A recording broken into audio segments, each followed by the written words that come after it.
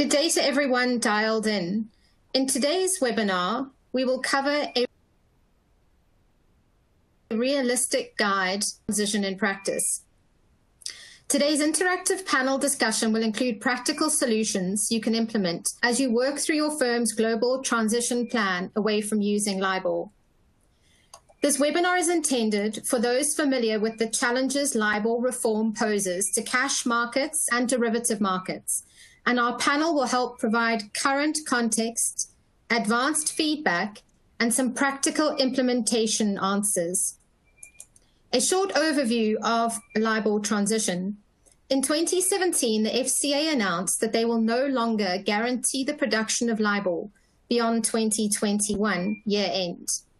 In November this year, IBA, the administrator of Libor, and the FCA both made announcements highlighting the suggested path forward around Libor cessation dates, which we will be going into detail later in today's discussion. The industry now has a clearer path forward for Libor with milestone dates. In this webinar, we cover what this means and how to help further the adoption of alternative risk-free reference rates and the use of fallback rates. We all eagerly await feedback from the consultation period early next year. We want you to leave this webinar after 60 minutes with practical suggestions to consider based on the recent IBOR updates, understanding of key milestones to work towards, far more knowledge about the depth and quality of IBOR-related data sets already available to embed into your risk and scenario analysis, and lastly, to ensure you are future-proofing your IBOR transition plans. Your questions, and we'll interactively monitor the Q&A chat forum throughout the webinar. We will have 15 minutes dedicated at the end of the webinar to answering your questions as well. I'm delighted today to be joined by our speakers. Let me first introduce our guest speaker, Mr. Valerio Romano, Head of Treasury at Intesa Sanpaolo, based in London. Jacob Rank-Broadley, Head of Libor Transition for Refinitiv, based in London in our benchmarks and indices business. Alexandre Hadouin, Head of Rates at Refinitiv, based in Geneva. And I'm Candice Dott, looking after global sales rates across enterprise data and trading. Based in sunny Johannesburg in South Africa, and I will be today's panel moderator. Starting with the first question for you, Valerio, please can you help the audience better understand and interpret the recent November IBA and FCA announcements and what they mean? Thank you, Candice. Thank you for your invitation and welcome everybody. So I would switch to the most recent developments. These are related to the announcements made by the IBA, so ICE Benchmark Administration, who is the administrator of Libor, announcing the incoming consultation for cessation by the end of 2021 of sterling, euro, Swiss franc, and yen Libor. This was very quickly followed by a second announcement regarding the possible cessation of the dollar Libor for the 1 week and 2 month tenor by the end of 2021, and for the other tenors by mid or the end of June 2023. The consultation is ongoing, and it will be closing in January. The regulators jumped in, and they mentioned the key bottom line here is that by the end of December 2021, we should not rely on Libor to continue to be published in 2023 for the US dollar. Libor means more an indication of giving more time for the market to reduce the positions, but not to use Libor for new business. So this leads us to a second aspect, which is more practical regarding what what to do or what we should expect. So probably by early 2021, so say March perhaps, between March and June, the FCA may give an announcement and for cessation of those LIBORs. So we end up, as it is shown in the second half of the slide, into, particularly for dollar, 3 periods we should be looking at. So from this announcement from the FCA until the end of 2021, you can continue to use the LIBOR because it's representative, it's published, no problem. Between the end of 2021 until mid of 2023, essentially the 1 week and 2 months would be interpolated. They would no longer exist, but they would be interpolated out of the other tenors still produced by a representative panel. And the third period would be after 2023, then you switch. You drop LIBOR and move to the alternative rates.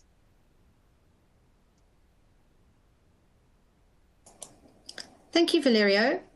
That's really helpful. Given we now know when LIBOR is likely to end, what alternative benchmarks are available in the market, Jacob? Thanks, Candice. There's a whole series of alternatives, and a huge amount of work has been done on this.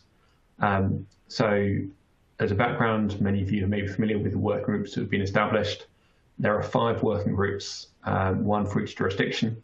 So we have the ARC in the US, we have the working group based here in the UK, and then Euro, Swiss franc, and Japanese yen have similar working groups on their side. For each one of those, they've essentially recommended an overnight risk-free rate that's the alternative to LIBOR. Some of those are well established. So in the UK market, SONIA was a well-established benchmark even before the FCA announced the end of LIBOR. By contrast, in the US market, SOFR was brand new. They had to start from scratch and they had to build a benchmark that would be fit for purpose and suitable. And I think that's reflected in terms of the level of maturity of those different benchmarks and the adoption in the market.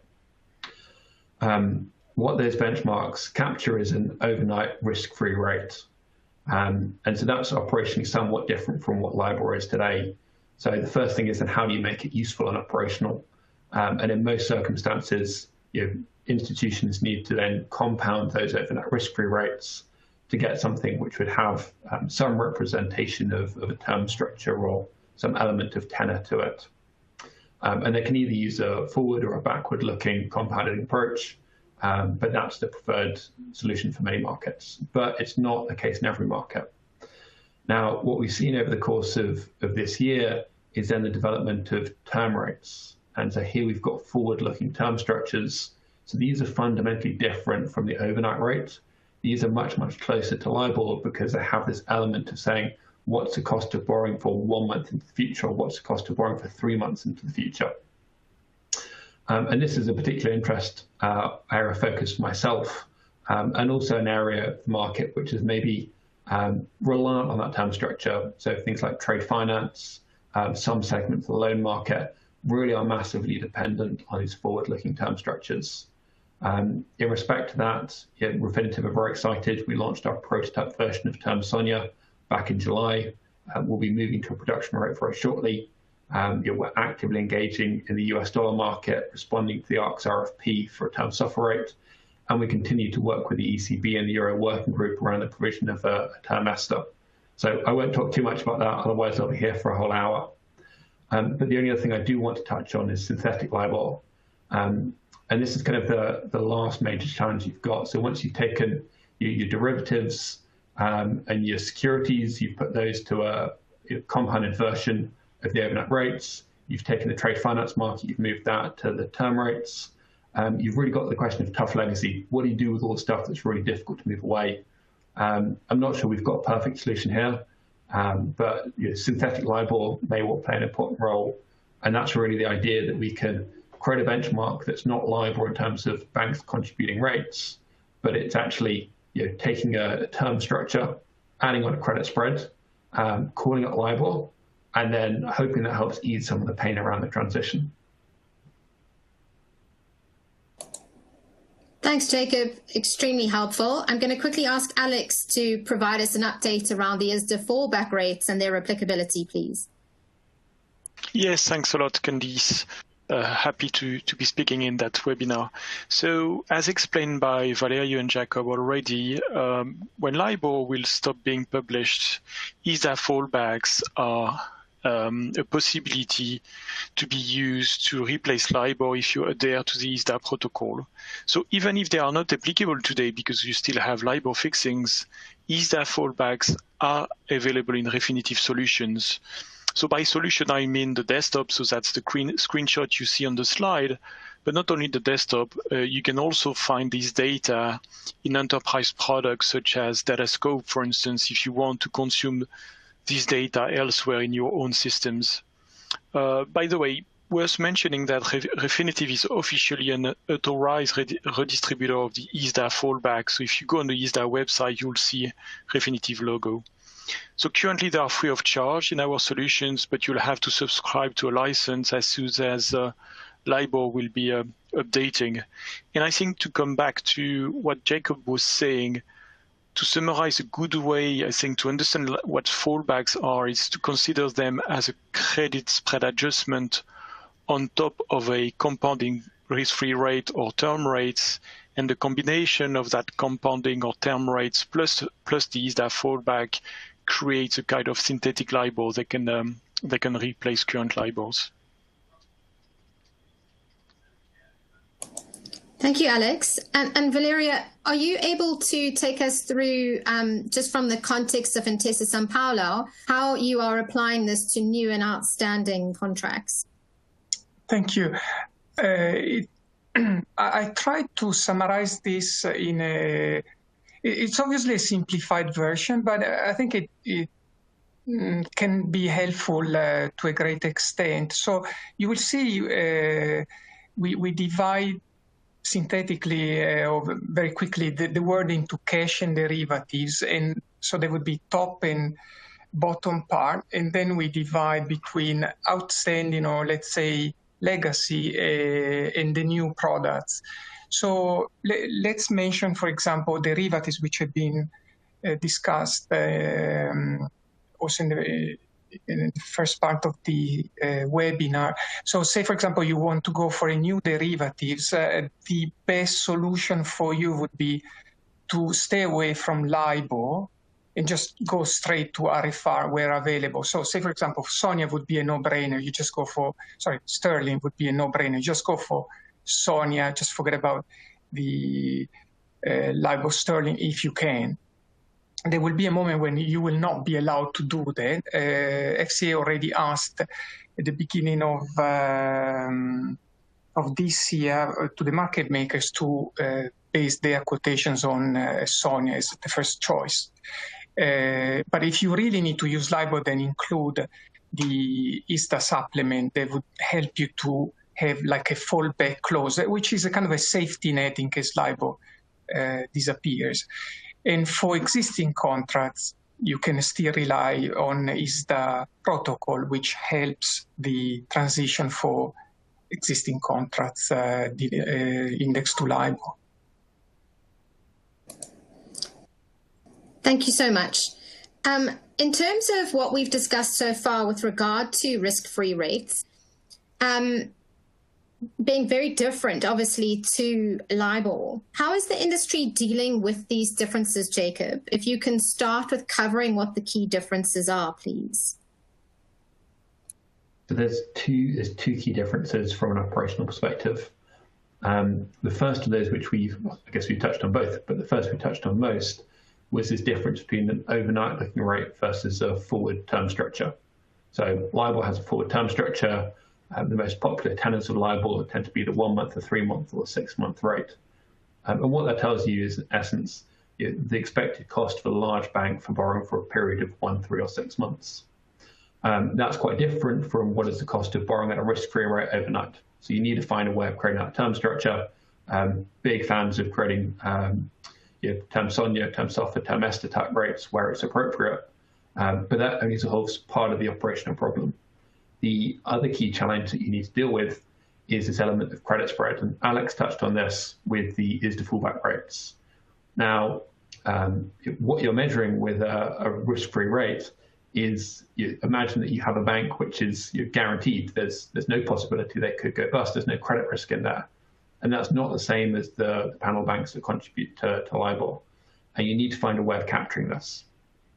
Now, the ISDA fallback way takes a very sensible approach and says, hey, if we take a look over the previous 5 years, what was the difference? What was the average credit risk measured within LIBOR?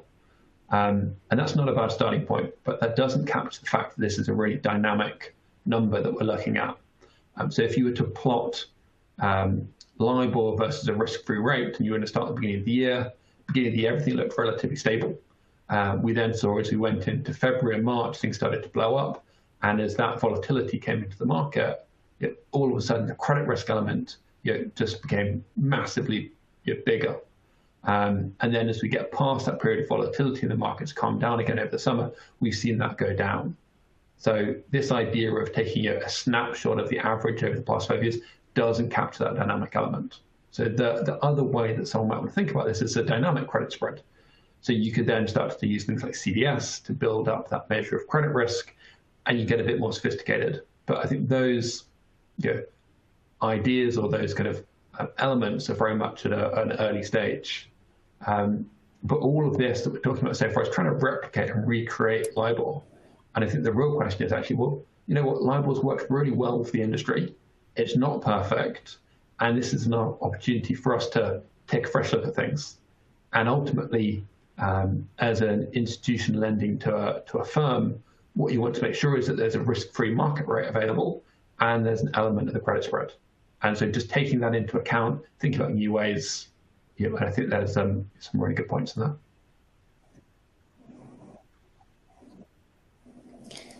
Thanks, Jacob. And Alex, perhaps you can just add to what Jacob's just mentioned in terms of the changes we've been applying to our analytics.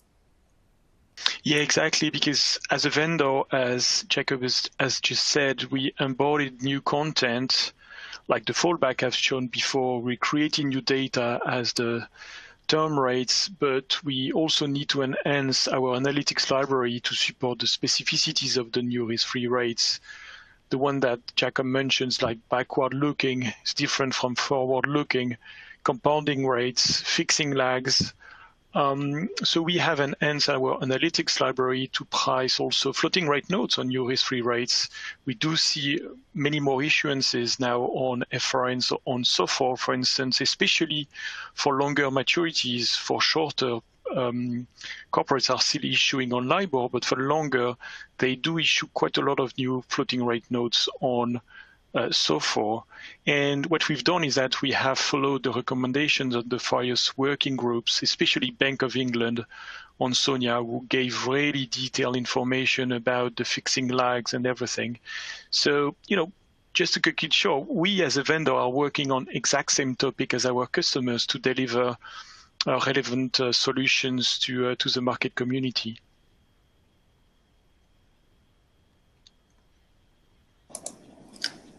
Thanks so much. Valeria, I'm going to pass back to you.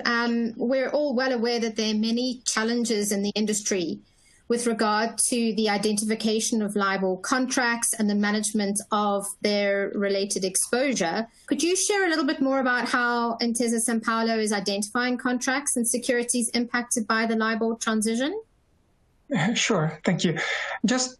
I try to summarize what the key points could be in a LIBOR transition project. So here are those key areas you would expect to be developed under such analysis, and probably also areas where a regulator may ask you how you are getting ready. So just focusing on the second point, which is particularly delicate, on LIBOR exposures, you can see this the issue of the identification into two areas. One is the exposure, so how much am I exposed, my company is exposed to the LIBOR and the cessation associated with it. So very much like a risk management type of approach. And the other one is more linked to the contracts and clauses you are using. So more for legal and business units and negotiating those contracts. What type of fallback am I using? Are they effective in case of discontinuation?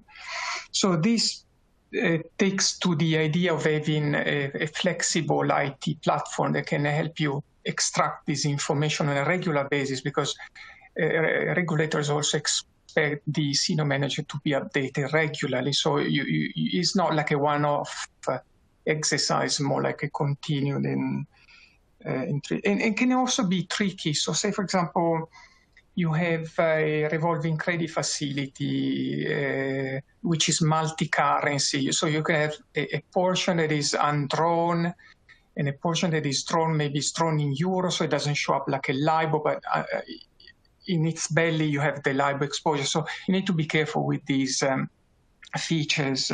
There's also been some development in the application of artificial intelligence for the scanning of all the contracts to spot where the Libor is mentioned and what type of clauses are used.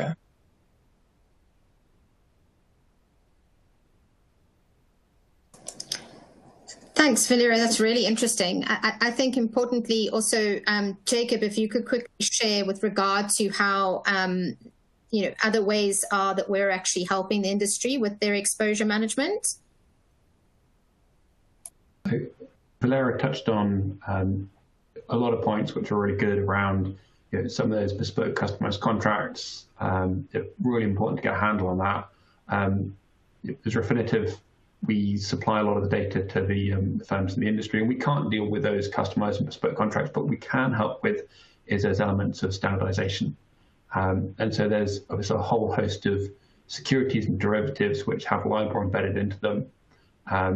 And within our databases, our reference data today, we already identify where those securities reference Libor. So it's a really easy way to start and just to think through, where have I got exposure, where do I need to get a handle on where there could be a problem in my institution. What we're doing to build on top of that is then say, how do I really understand what's going to happen to this exposure? What's the fallback language that's appropriate? And here there's a huge amount of work just going through the prospectuses. I don't think, if you go back 10, 20, even longer, further back, people hadn't considered what was going to happen in terms of the Libor cessation. And that language hasn't necessarily been put in a nice taxonomy and nice structure. And so what we're doing is we're going through all those prospectuses, we're putting it into our taxonomy, we're making sure it's usable, and we're providing a bit of structure so people can actually take that data out, because we're not talking about odd security here and there, we're talking about tens and tens of thousands of securities that need to be addressed. Once you've got that fallback language incorporated, and importantly, it's only the fallback language that's actually from a legal perspective. There's a lot of recommendations out there. We've seen some great stuff come from the ARC, but it's guidance rather than contractual. Then it's key to take into account things like trigger events, transition, and all of that needs to be incorporated and put into a good data model. Once you've got a handle on that, to Valerio's point, it makes it much quicker then just to turn the handle on your IT systems and publish another report the regulator can look at, see how you're getting along.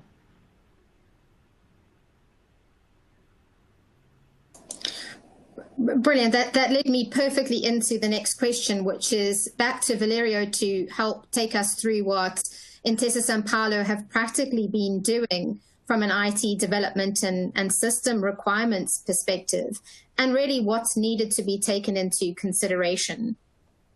Thanks, Valerio.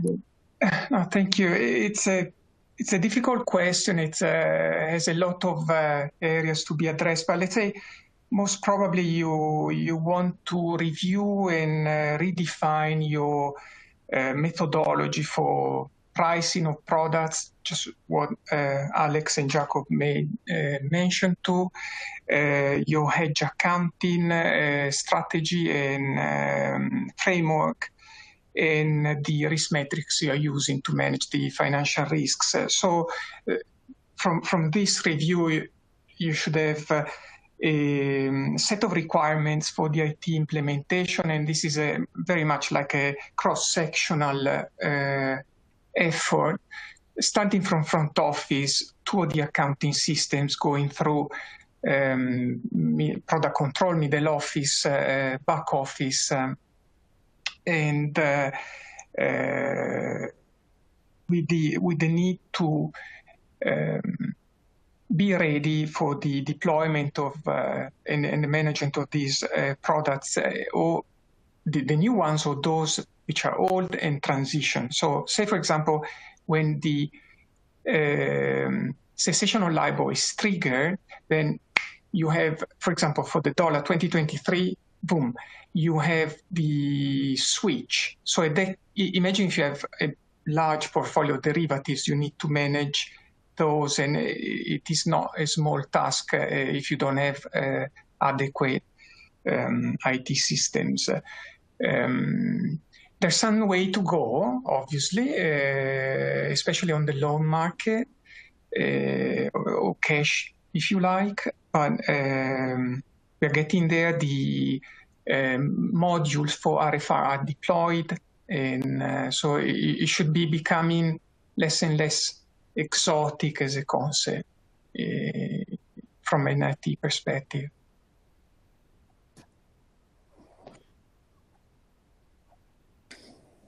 Thanks, Valerio. I know, Alex, you speak to a considerable number of clients across banks and corporate treasurers who are all undergoing similar transitions with their systems. Can you shed a little bit more light?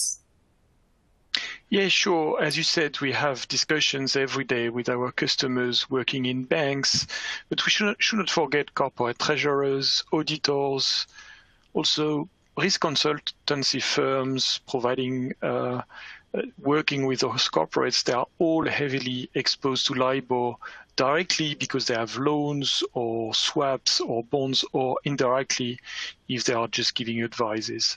So there is a very, very strong appetite currently for new risk-free rate data to update the front office, middle office IT systems, as Valerio has just said. So the market data available today to feed those applications with new data is wide. You know, we have obviously fixings, but it's not only having real time, it's also having a long historical database. So even for new risk-free rates, you know, we are backfilling some of the time series. We've got steer futures.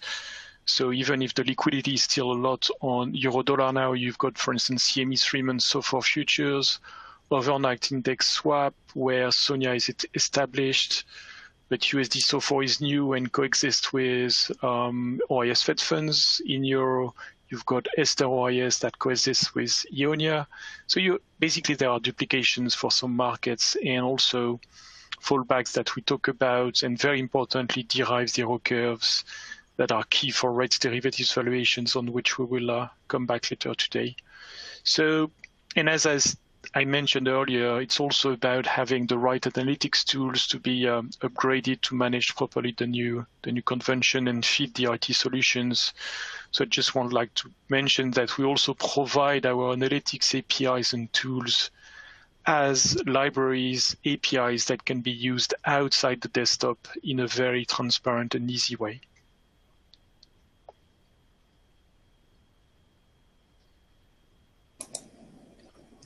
Thanks, Alex and Valerio. I know the other topic that's close to both of your hearts is communication. Given the materiality of the LIBOR transition and the different characteristics that we've discussed around risk-free rates versus LIBOR, how do you manage client communication around this topic, Valerio? That's a very sensitive question and aspect. I would start from the guideline from the regulator. So the FCA especially has been very vocal regarding the protection of the customers, or fair treatment of those customers, which ties in what Jacob was mentioning regarding the credit spread and how we transition from a rate which is which embeds a credit and liquidity spread to another benchmark which doesn't. So fair treatment, I would say, for both sides, so for customers, but as well as also the lenders, I would argue. In communication, it becomes absolutely crucial, the timeliness. So if you are too late, then FCA automatically would think that, or may assume that you have not addressed the customer needs, and therefore you are opening a conduct risk, and they would ask questions why you didn't do that. So, but on the other side, there's a fine line between communication and advisory. So also banks would be, or in general, institutions would be careful in crafting the communication just to make sure that the advisory element in it is properly managed. So, but you do have tools or mitigants for this conduct risk and, if you want, possibly litigation risk. So you can use, for example, fallbacks, the use of an ISDA protocol is very powerful. You should be careful with the less powerful fallbacks, like those you may have in loans, where, for example, it's the agent who has the prerogative to choose the fallback rate. Probably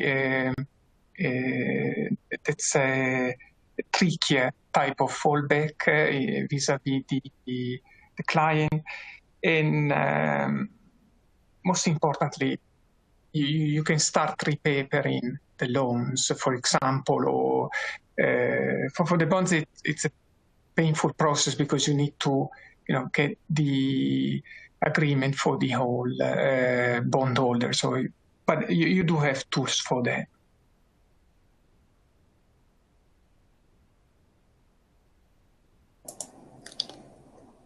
Thanks. I know, Jacob, you've been having a considerable number of client communication sessions and internal sessions. Can you give us a little bit more detail around the type of communication we're having to undergo? So we're, I guess, very fortunate that we don't have to have a lot of those more challenging conversations that Valeria mentioned. Being a data vendor, it's our relationship which takes place typically with a financial institution around how we can support them with that process.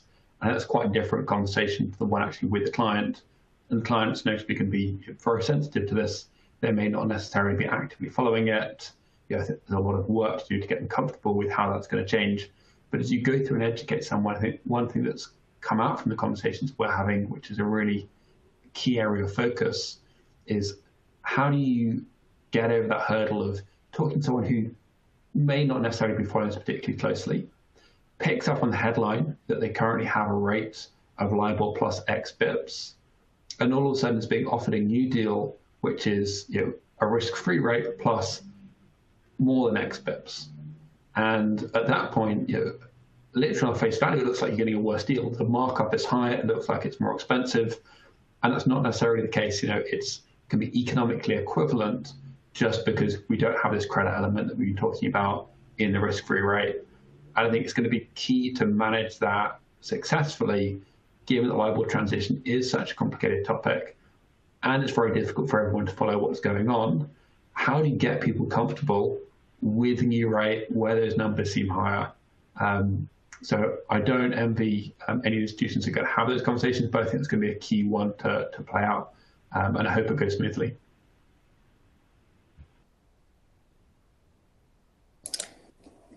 Thanks. I want to quickly change track now. We're going to go to a polling question. So any of you on the call that are able to please select some of the answers that I'm putting up on screen, just to clarify what the question is and some of the selections that we have. What is the most material challenge you're facing today as part of your firm's Libor transition? Is it identifying which contracts reference Libor? Is it determining which fallback language applies? sourcing new risk-free rates, or the customer adoption of new risk-free based products, or other. If you can select one of your answers from the screen poll question in front of you and submit them, we'll share the results shortly. But just while you're actually selecting the answers that are most applicable to you, or the answer, I'm just going to quickly hand over to Valerio to hear from his perspective what the most material challenges within his organization. That's a enticing question. I would say just a comment: if you are still working on the contract mapping, then it's time to accelerate on that because the regulator expects also to actively manage those contracts and switch. So point number one should already be ongoing and can be challenging, of course. I have a soft spot for the second one. If I think in terms of, in a broader sense, the concept of repapering. Therefore, the improvement of your documentation to manage the transition is it's a delicate process. It's painstaking. Now easier for the derivatives thanks to ISDA, not quite so for cash products. So the second one is fascinating, I think.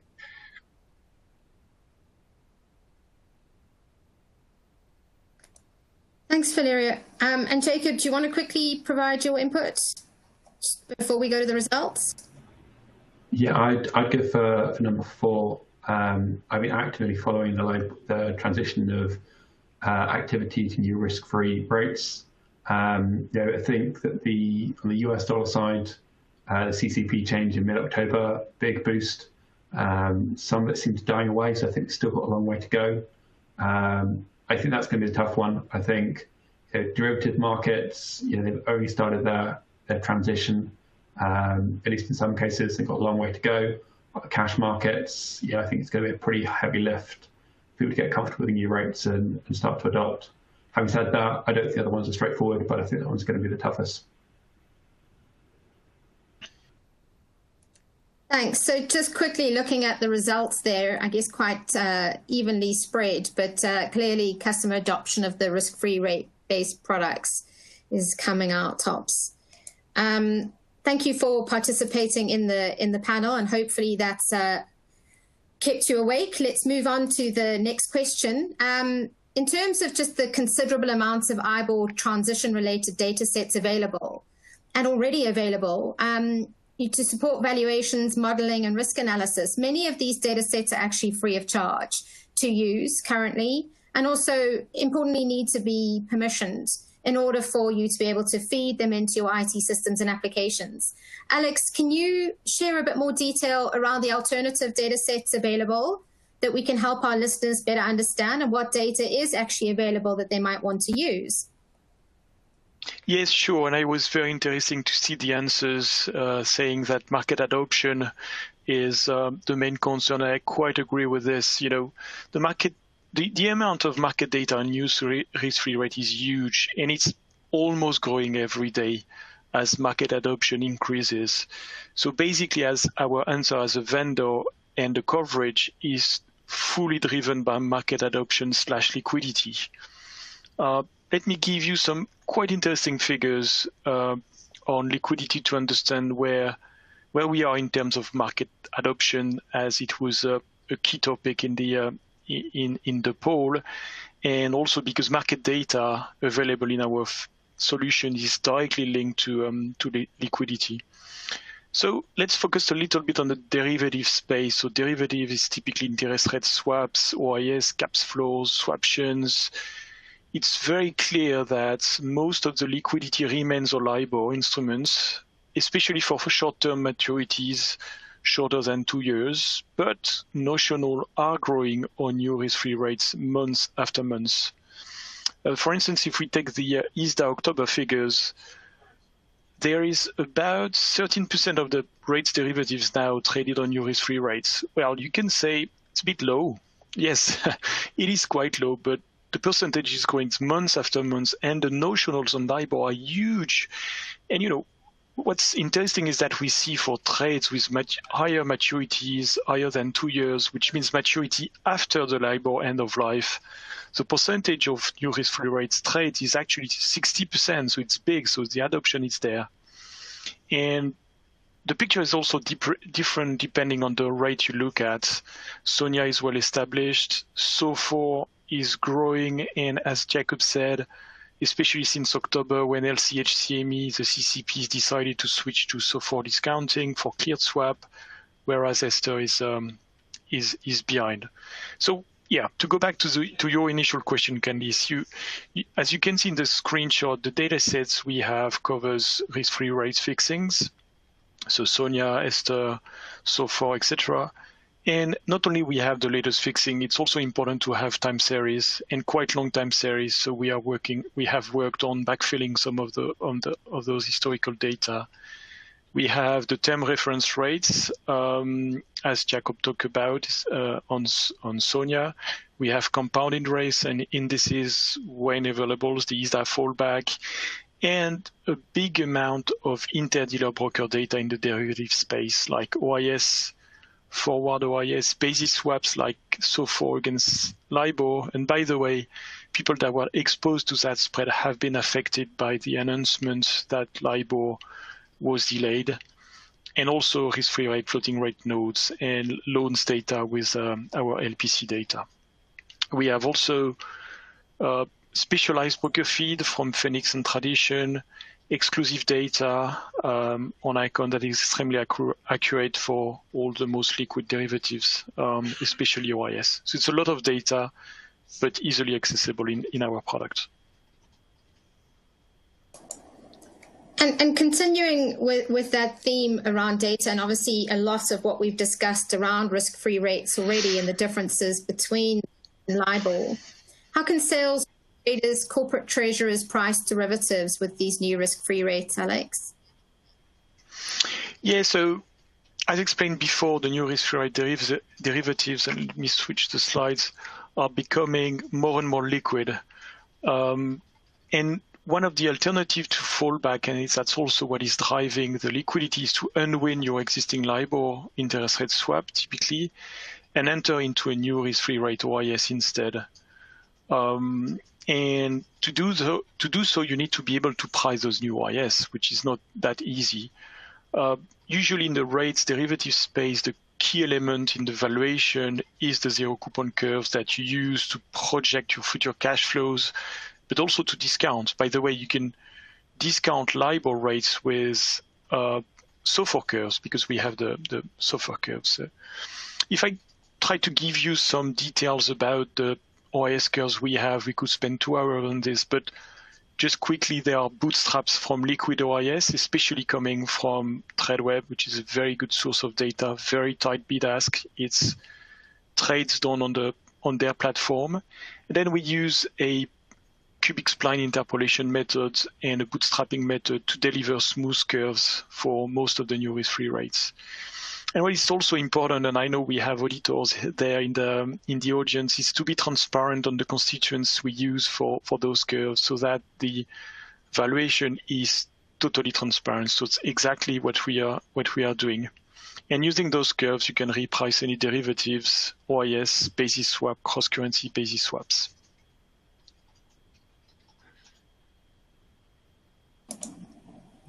Thanks so much, Alex. Just really last question for the panel. Valerio, in terms of helping conclude the questions, can you please share a quick summary of any additional or ongoing IBOR developments which are on your radar that you'd like to share with the audience? Be some good homework for them. Yes. No, thank you. I think it's a lot has been done. There's some parts where you should be keen on looking, and so I mentioned a few here. So we talked already about the build-up in liquidity, especially the US dollar market. Alex, I think your comments were spot on. There's also development to be seen for the term rates. So these are what Jacob referred to. It's in beta version for sterling and soon to go on production. That's interesting, very useful for trade finance, for example, where you need a forward-looking rate. Soon we should have some similar developments for the dollar, for SOFR term rates. And the other aspects to look into is the new powers that the regulators will be given for, particularly the FCA. They will have powers to, among other things, force the administrator to publish what they call a synthetic LIBOR. So they would be very much calculated like we explained for the ISDA, and therefore a forward-looking term rate plus a spread. And these would be quite helpful for the management of tough legacy Jacob referred to. So I guess these are the themes to look at in the next few months. And of course, consultations. It is worth keeping an eye on that as well and reading them and participate. Thanks, Valeria. I think we're going to move on to questions now for the panel, just mindful of time. There's some really great questions coming in, so thank you very much. Keep sending questions in and we'll make sure you get answers. But in terms of the first question I want to actually pass on to you, Valerio. Products linked to new risk-free rates come with new features, such as lockout periods, etc. Are banking systems able to cope with these features? It's a good question. For this, I would say there are some teething problems for sure, but don't get disheartened by it. New modules are deployed by vendors. The main ones, definitely Refinitiv. You should be looking at development also for your proprietary systems. It's not rocket science. I mean, there's a lot of work behind it, but you can produce these engines. It's true, it's complicated in a way that you have to look at many different aspects. You mentioned the look-back period. I could add the management of floor. Every day you need to check if the floor has to apply or not. Really painful. But this can be automated. And there will be modules to be deployed. So I would say eventually we will get there. But please rest assured that we do have cases of even important deals where the agent bank or lenders and the borrower rely on Excels still. So it will come. Good old trusty Excel. Thanks, Valerio. Another question for you, Jacob. The Loan Market Association, and specifically, let me just quickly get to the question, sorry. The Loan Market Association are recommending compounded in arrears with 5-day look back without observation shift. Can you share a bit more details with regard to the LMA feedback? Given you have mentioned the possibility of forward-looking term rates, do you think this will change to try and keep it as much in line as the current process? So I'm not going to answer the question here, but for term rates, it's actually a different part of the loan market. So the term rates, I think, play a really important role in retail loans, SME loans. By the time we get to the kind of loans we're talking about with the LME, corporate loans, these won't be using term rates like term SONIA. They'll be looking using compounded in arrears. So I'm going to pass on that question. I don't want to give the wrong advice. Alex, I don't know if there's any way you feel more comfortable. Yeah, let me add something on the first part of the question. It's not a direct answer. I apologize in advance. We will also provide a spreadsheet that allows to calculate realized compounded rates with the fixing lags where you can change from 1 day to 5 days. That will follow the regulator, the working group's recommendation, especially Bank of England. So it will be very easy to use for that part. And then, as Jacob explained, term rates is a possibility for loans as well going forward. Thanks, Valerio. I know you might have something to add. But I would say it's an interesting question. I think you may like making a distinction between the sterling space and the dollar space. So for sterling, perhaps the orientation for the use of term rates is for trade finance.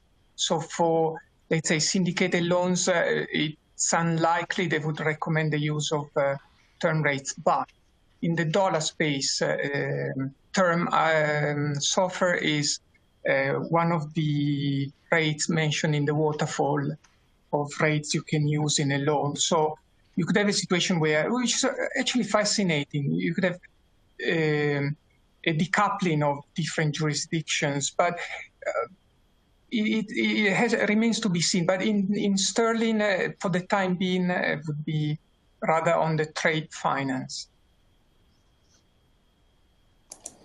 Thanks. And a question very close to my heart, which I'm going to ask Alex to provide some feedback and a summary on this. Again, I know you've covered it, but it seems to be coming up a lot, relating to the ISDA fallback rates, and very specifically the availability of these fallback rates via our Refinitiv platform solutions, both on the desktop and via feeds. Can you please share how and the fact that we are an authorized redistributor? Yeah, so I pushed to the audience the slides we used during the webinar. So yes, the fallbacks are there. So in Icon, we have an IBOR page. Simply type IBOR to find that IBOR app. And there is a dedicated fallback rates tab that you see currently on the screen. And each of the points with the flags here, you see there's a quote. So if you look at the quote below, USD1M FSRF equal ISDA. So this is the quote for the 1 month USD LIBOR. So you got the value here. And this is a RIC, which means that you have real-time fields, and you have also a time series. If you look at the chart on the right, next to the quotes, this is the time series of that USD 1 month LIBOR fallback. It's coming from ISDA. We are officially an authorized redistributor of that data. For now, it's free of charge.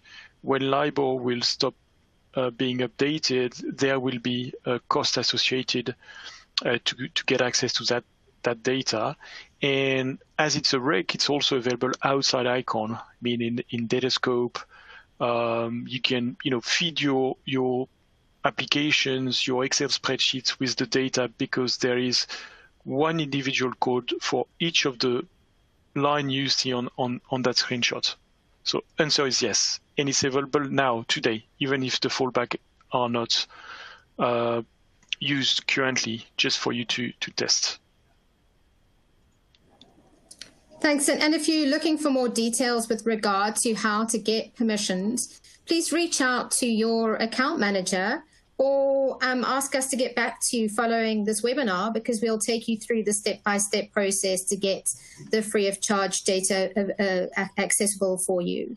One last question for Valerio.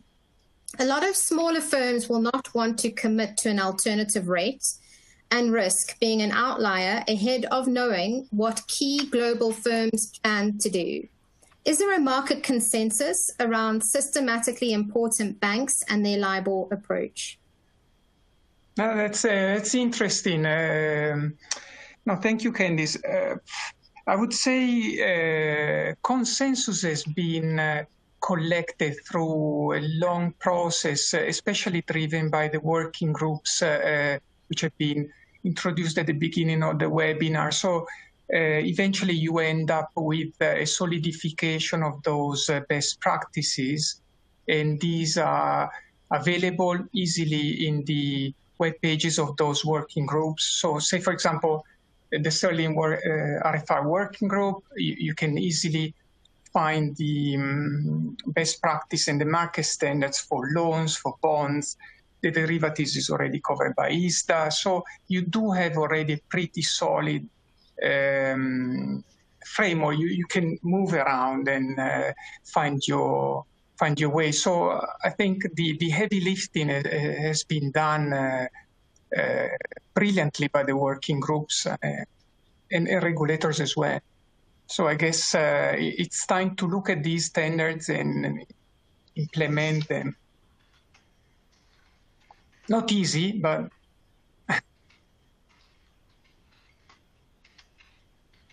Thanks, Valerio, and really great to have you contribute as the final question came in. I'm very aware that there have been lots of questions, so tremendous participation from the audience, and thank you to my colleagues in the background who have tirelessly during this webinar been answering those questions. I'm going to close out the webinar today and really thank our knowledgeable speakers, and a special thank you to you, Valerio, for your time and valuable contribution today. Seeing the challenges through your eyes and through the Intesa Sanpaolo organization really help, and hopefully have helped a number of the audience members take away the practical steps and answers to share across their own organizations and be better prepared for the further developments that unfold ahead of us in 2021. Thank you so much to everyone for joining this webinar. And really, on behalf of Refinitiv, we greatly appreciate and value your time. I know that there is a lot of demand for time on webinars nowadays, so hopefully you walk away with some useful and practical steps and questions that we can continue to answer for you. We will be sharing the recording of this webinar and slides presented today, and then any questions that have not been answered will be addressed following the webinar directly with the person that asked the question. I just want to draw it to your attention that there will be a short pop-up survey at the end of the webinar. Please do take the extra 60 seconds or so to fill that in. It's a little bit of a report card for all of us as panel speakers. It's great to get feedback and really objective guidance and advice as to what's been helpful and perhaps what hasn't been helpful in order for us to improve and really get your feedback on making future webinars more productive. If you've got any recommendations or suggestions that you'd like to be covered in future sessions and webinars, please tell us what those are. And finally, thank you again. Really tremendous audience participation. And I'd like to bid you all a really fun farewell to today's webinar, and thank you for joining. Goodbye, everyone.